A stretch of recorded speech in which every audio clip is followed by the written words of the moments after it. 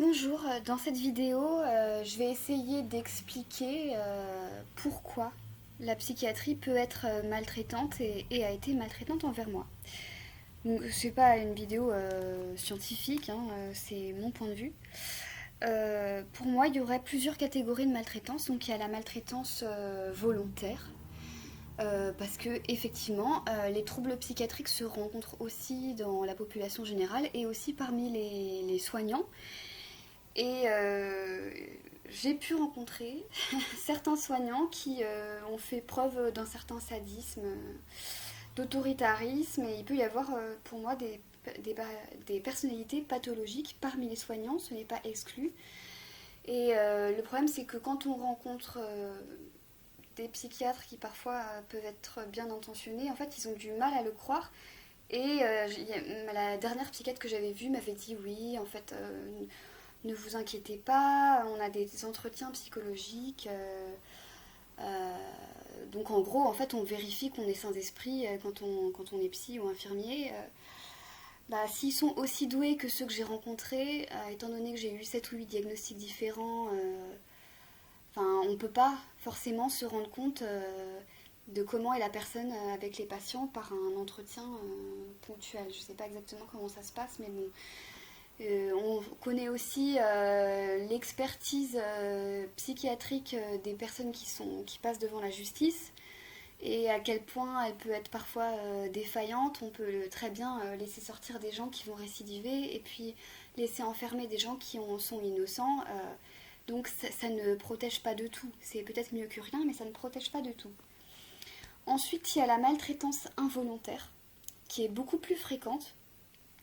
Et donc là, pour moi, elle repose principalement sur le fait, ouais, une espèce de fainéantise intellectuelle qui fait qu'on nous a appris un truc dans un bouquin et du coup on va le répéter, du genre le patient n'a pas conscience de ses troubles, si jamais il dit qu'il souffre parce que je lui donne un traitement ou que je l'attache, c'est sa maladie qui lui fait dire ça, la contention c'est du soin, enfin voilà, toute cette rengaine qui n'a pas été remise en question, alors que pourtant il y a des études pour le coup qui prouvent les effets délétères d'un certain nombre de pratiques, mais ces études ne sont pas lues par les soignants eux-mêmes. Et en troisième point, en fait, il y aurait la maltraitance comme une forme de thérapie. C'est-à-dire qu'il y a un vague héritage aussi, peut-être de la psychanalyse dans ce qu'elle a de plus bête. Hein. Je dis pas que toute la psychanalyse est bête, mais bon, ça c'est assez crétin. C'est de considérer que le patient va garder son symptôme parce qu'il en éprouve un bénéfice secondaire. Donc il attend à ce qu'on s'occupe de lui, à ce qu'on le materne et tout ça. Et donc en fait, la solution pour ces soignants, ce serait de justement ne surtout pas montrer des marques de sympathie aux patients parce que ça pourrait entretenir son symptôme. Et donc voilà, on se retrouve dans des situations où effectivement, le compte rendu de ma première hospitalisation, il y a marqué que je suis calme dans le service, que je suis compliante aux soins, que il y a marqué sympathie juvénile, alors enfin, en tout cas que je suis sympathique envers eux. Effectivement, moi souvent quand je leur souriais, il y a un certain nombre d'infirmiers qui me faisaient la gueule et qui m'adressaient pas la parole, qui m'ignoraient. Et du coup, moi, je les ai pas du tout trouvés sympathiques et même des fois, franchement, assez angoissants en fait dans leur attitude. Il y a même, voilà, il y a aussi un psychiatre, en fait, alors que j'avais franchement été hyper traumatisée de mes hospitalisations, qui m'a dit, en fait, vous adorez être enfermé. Hein.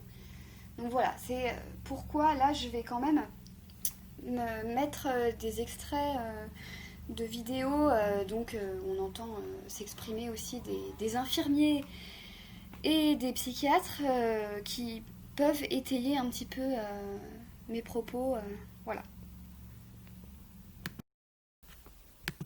Que la pathologie psychique, c'est une pathologie qui est bien réelle et pas, pas considérée comme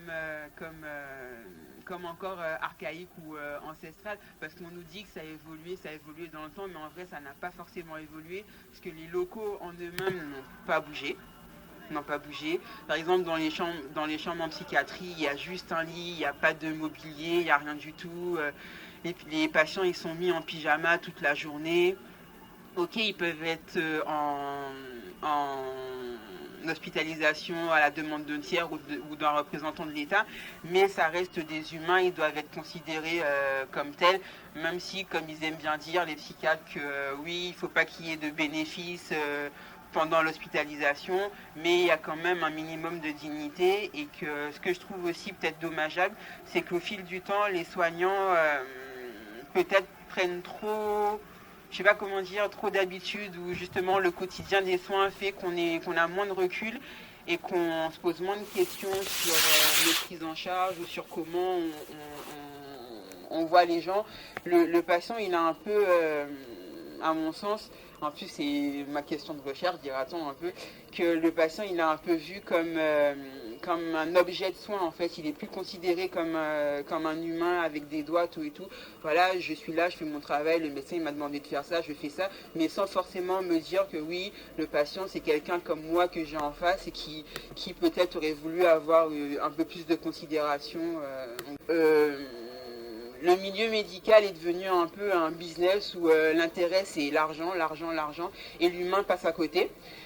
Donc du coup, si nous, en tant que soignants personnels qui justement sommes au contact des gens, si on ne se décide pas à se bouger en disant voilà, il faut que ça s'arrête, que voilà, en face de nous, on a des gens, on n'a pas des machines, on n'a pas des chiffres, ben ça ne peut pas bouger. Oui, on a une part de responsabilité pour que justement faciliter la vie de tout le monde, pas forcément que les patients avec des troubles psychiques, mais je pense un peu tout le monde dans les hôpitaux, parce que les troubles psychiques ne sont pas forcément retrouvés que en psychiatrie, donc voilà.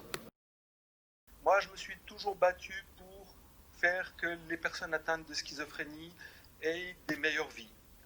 Et ce que j'ai vu dans ma vie, c'est que les patients que j'ai rencontrés dans les années 70 n'ont plus rien à voir avec ceux que j'ai rencontrés dans les années 80. Et ceux que j'ai rencontrés dans les années 90 n'ont plus rien à voir avec ceux des années 2000 ou 2010. On a un programme, premier épisode pour la psychose. La moitié des patients sont jamais allés à l'hôpital. Donc après les 3 ans du programme. Et ça veut dire que ces patients, si vous avez une schizophrénie, le plus grand risque de traumatisme que vous avez, c'est d'aller à l'hôpital.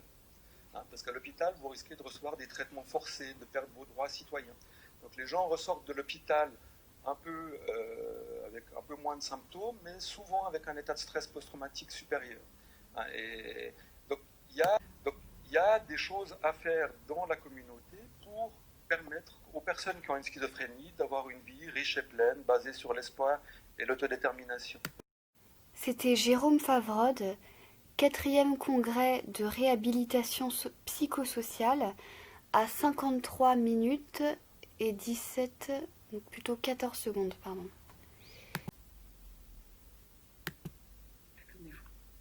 Alors, qu'est-ce que c'est finalement la critique des témoignages de ces personnes, les survivors ou les ex-psychiatrisés? Alors, ils mettent en avant tout d'abord la vision stigmatisante, la vision pessimiste du corps soignant, c'est-à-dire on leur colle une étiquette et cette étiquette est très, voilà, avec d'une manière très pessimiste. Et donc ça, c'est quelque chose qui est particulièrement difficile. Il pointe aussi l'asymétrie des relations entre psychiatre et patient avec des relations de pouvoir qui sont particulièrement importantes en psychiatrie, avec tout ce qui est la négation des droits, la contrainte, voilà, le pouvoir que peut avoir le psychiatre dans la relation est quelque chose de très asymétrique, encore plus que les relations médecin-malade classiques. Et puis vraiment la violence, le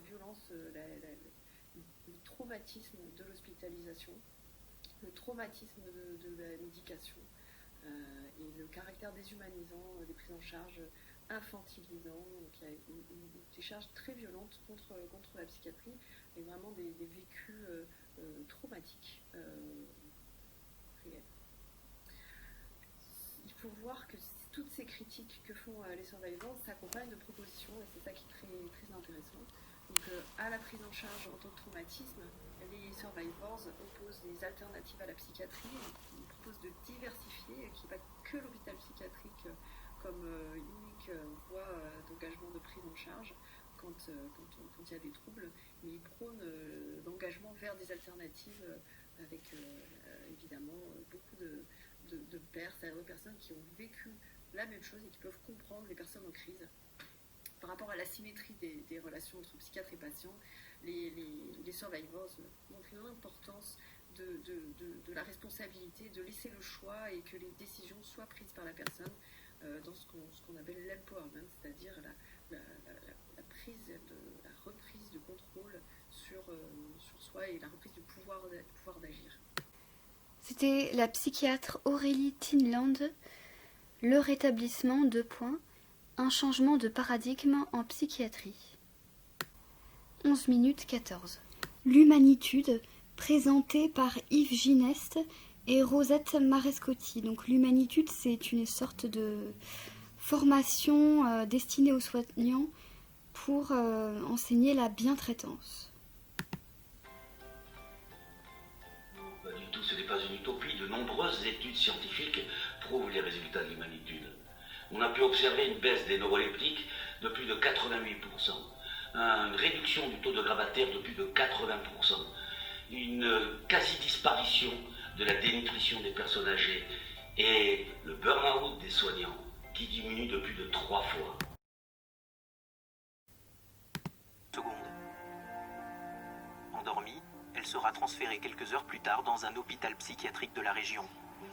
On s'est bien occupé d'elle, on a dû lui donner des médicaments pour la calmer un petit peu parce qu'elle était agitée. Vous inquiétez. Merci, monsieur. Bon courage. Au revoir, bon courage. Rude journée pour le docteur Méana. Face au chagrin des parents de Karina, elle a du mal à contenir son émotion. Ils étaient très émus de voir leur fille. Je pense qu'ils ont commencé à pleurer un tout petit peu aussi. Moi, c'est une des rares situations où je suis émue, parce qu'en général, je suis protégée vis-à-vis des patients du fait de mon expérience professionnelle. Mais les parents, quand je les ai vus émus, ça m'a émue. Ils sont tous attachés de partout. Il y en a 4 ou 5. Il y en a une en ISO aussi. Attendez, on va descendre le brancard. Et le malade va mieux et peut même, au cours de ses soins, dire bon ben finalement aux urgences ils ont bien fait de me forcer.